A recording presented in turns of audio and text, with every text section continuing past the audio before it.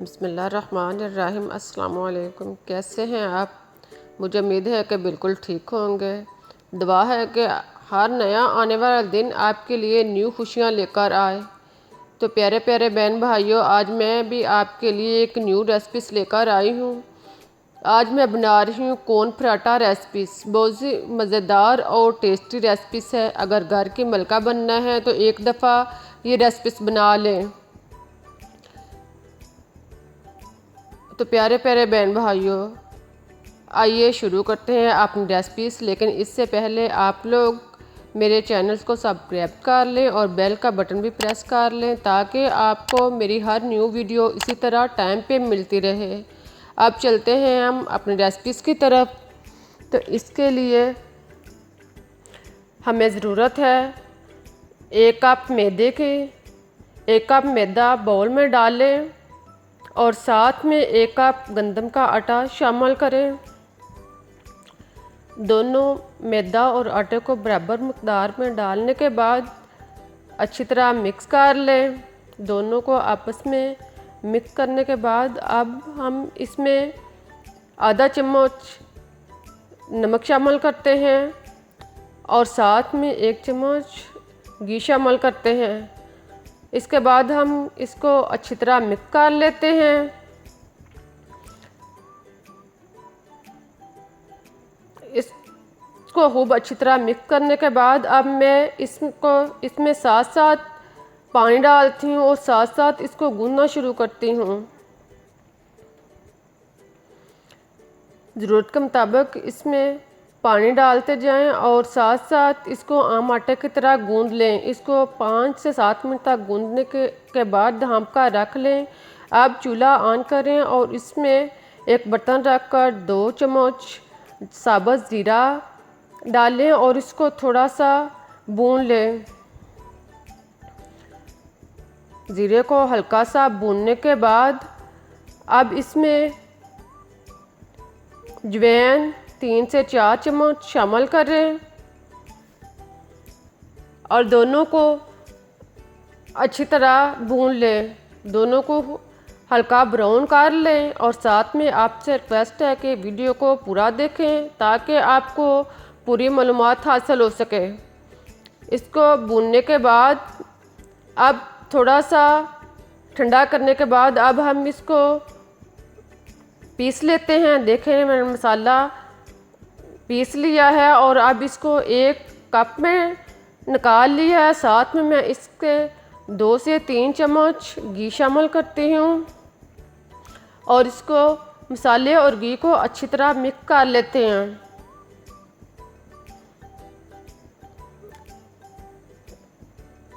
खूब अच्छी तरह मिक्स करने के बाद अब मैं इसमें हस्बे ज़ायक़ा नमक शामिल करती हूँ और 1 चम्मच पीसी हुई सुरख मिर्च शामिल करती हूँ और इस सारे मसाला जात को खूब अच्छी तरह घी में मिक्स कर लेते हूँ। देखें, मैंने इसको खूब अच्छी तरह मिक्स करके एक साइड पे रख दी है। अब आटा जो मैंने पहले गूंद कर रखा हुआ था इसको लेते हैं और इसके आम पेड़े की तरह पेड़ा बना लेते हैं। देखें, मैं इसका दरमियाने साइज़ का आम पेड़ा तैयार कर रही हूँ।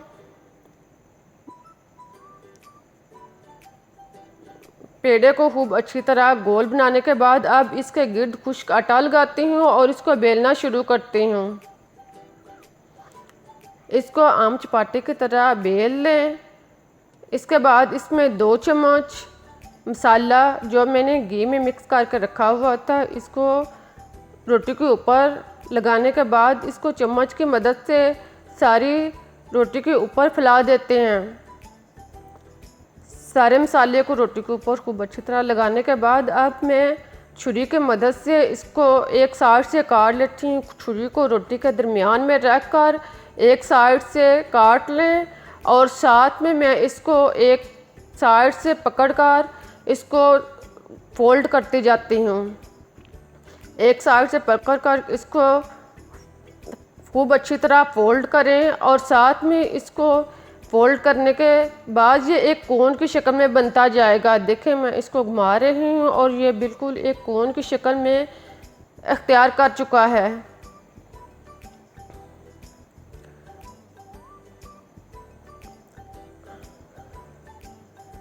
अब मैं इस कोने को उठाकर इस कोन को उठाकर मैं बारीक साइड को हथेली पर रखकर ऊपर से दबाती जाती हूँ और ये बिल्कुल एक पेड़े की शक्ल में दोबारा बन चुका है।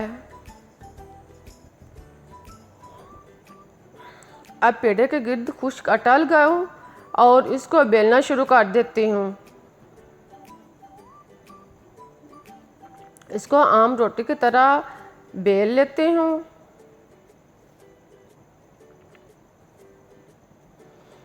जिस तरह आम पराठा बेलते हैं इसी तरह इसको गोल बेल लेती हूँ और फिर चूल्हे पर तवा रखकर इसको खूब अच्छी तरह गर्म करने के बाद रोटी को इसके ऊपर डाल देती हूँ।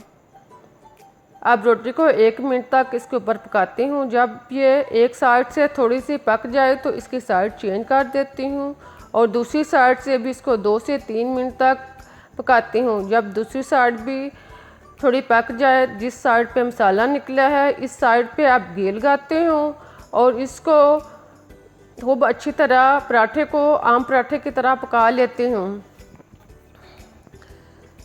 अब रोटी को हाफ मोड़कर इसको अच्छी तरह किनारों से पकाती हूँ। देखें इसी तरह किनारे और पराठा खूब अच्छी तरह तैयार हो रहे हैं। जब अगर साथ में ज़रूरत महसूस पड़े तो आप इसमें घी लगाते जाएँ और साथ में रोटी को फोल्ड करके पकाते जाएं। अब मैं रोटी की साइड चेंज करती हूँ और दोनों साइड से इसको खूब अच्छी तरह पका लेती हूँ। देखें दोनों साइड से रोटी खूब अच्छी तरह पक चुकी है। अब मैं इसको एक प्लेट में या डिश में निकाल लेती हूँ। इसी तरह सारी रोटियाँ मैंने तैयार कर ली हैं। देखें कितनी प्यारी और क्रिस्पी रोटी मज़ेदार तैयार हो चुकी है। अब मैं तोड़कर दिखाती हूँ। तो ये थी मेरी आज की रेसिपी। मुझे उम्मीद है कि आपको पसंद आई होगी।